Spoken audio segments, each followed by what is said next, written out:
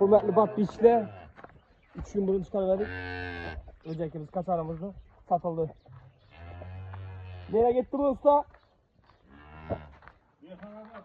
Dehqonobod, Kazakavut Abad'da mi?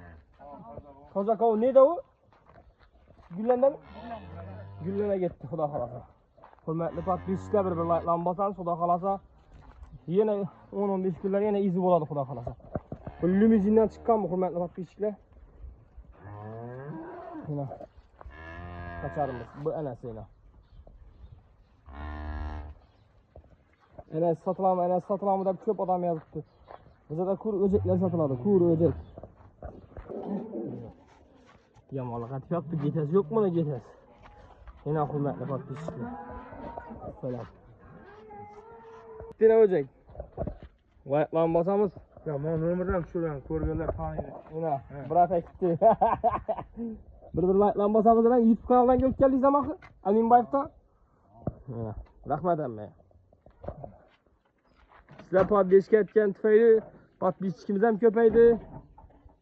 Labbay.